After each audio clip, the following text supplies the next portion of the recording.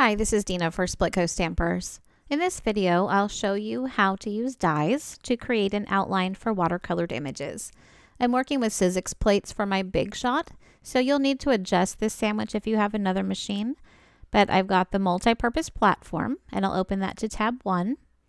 I'll lay down a cutting plate.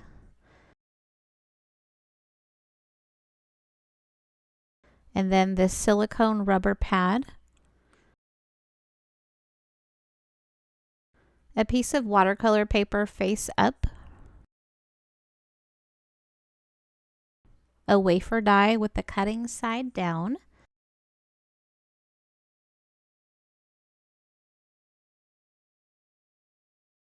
and then another cutting plate.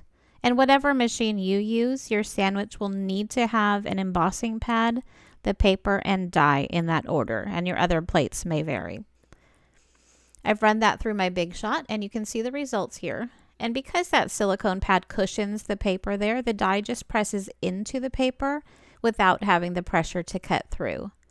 You'll notice some dimension pressed through the open areas of the die, and you'll probably also notice some creases around the edges of the paper. And I'm going to pull out a foam pad and use a bone folder to press those out, and they will also relax as the paper gets wet as well. I'm going to watercolor this panel, so I've misted a little water into my palette to get my paints activated. These are Core Modern Watercolors by Golden, and this palette is my favorite. I want to start painting with a wet brush and pretty diluted paint so I get a nice layer of light color in each area of the image. And for this image, I'm working in broad sections that aren't touching, and I'm not worried about details within each section. I'm just kind of trying to stay in the lines. When you move from one colored area to another color, be sure your panel is dry so you don't get any bleeding from one area to the next. And you can take a break to let your panel air dry, or you can speed up the drying process with a heat gun.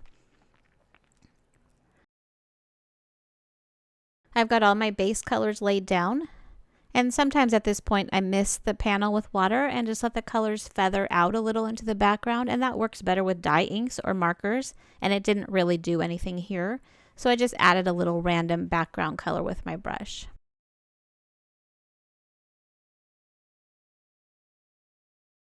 I'm going to start my next layer of color to add some shading to my image, and I went with a little darker green, but you could use the same color as your base with a little less water. I'll share some theory of shading while you watch me paint here, and hopefully you can see what I'm doing as I paint, and you'll be able to apply the theory to your image as well. This does take some practice too, but I find the more I practice, the more intuitive it becomes to add shadows in, and I hope that's your experience as well. A general rule for shading is to add shading to areas that are hidden behind something, like the first leaf I painted, which is behind the rose and also behind the other leaf. Areas that are lower on an object, and areas that are farther away or curving away. So hopefully those tips will help you determine where to place shadows on your image. When I'm adding this layer of paint to the image, my brush and paint are pretty wet, and I can use that wetness to my advantage, especially as the paint begins to dry, but it's still damp. You'll see me adding in paint and then going back to add in more concentrated color at the darkest part of the area as the paint dries, and also blending out the edge of that color area with a clean, damp brush to soften the blend into that lighter layer of color. On this rose, I'm going to start shading at the edge where the two roses overlap to show that this rose is behind the other one. And I also want to darken the center because I know that is the darkest, deepest area of the flower. As that dries, I can add more details, and with flower petals, I know that each petal will be darkest where it connects to the center of the flower, and that's also a little bit rounded. So I'm shading a little curve at each petal, and I can go back and touch those up as the paint dries. And that's going to be my process on the other flowers as well, and I can keep adding layers until I have the effect that I want. And these under layers can be more soft and flowing. The more layers I add, each one will have a little more detail and more concentrated or darker colors. And you'll want to keep a paper towel or a rag on your desk as you work. You can see I'm using mine quite a bit to remove excess water and paint from my brush. and also to lift up paint when it's too wet or too dark on my panel. The last rows here, I'm starting in the middle and indicating the petals as I go out from the center. And this die is beautifully detailed, and it does indicate some of these details for me, so that allows me to go a little faster through this process.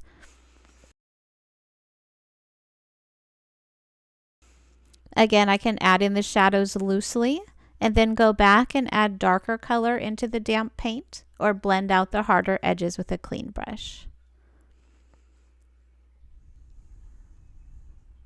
And the lines of your image are useful as a guide for adding details, and they will show up when they're wet as you're painting, but they're really less important as your paint dries and they fade away. So if you don't follow them exactly, or you go outside the lines as you're working, it's not a really huge deal.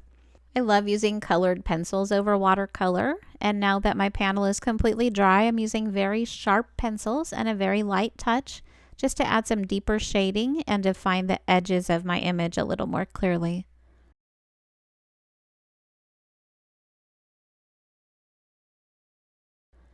When that was done, I used some golden tones to give my panel a little vintage touch and a little grounding in the corner.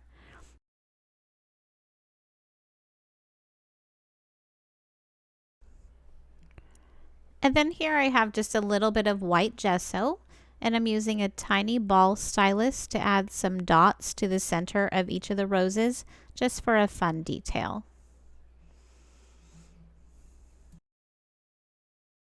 And here's my completed card. I trimmed the panel just a little bit and added a sentiment from Gina K Designs. And here you can see the impressed lines again. I didn't follow them exactly, and that was fine. In the end, they wind up just adding texture to the panel for a really pretty effect. This is another card that I made recently with the same technique, just for another example. I hope this inspires you to use your dies in a new way. Thank you so much for watching.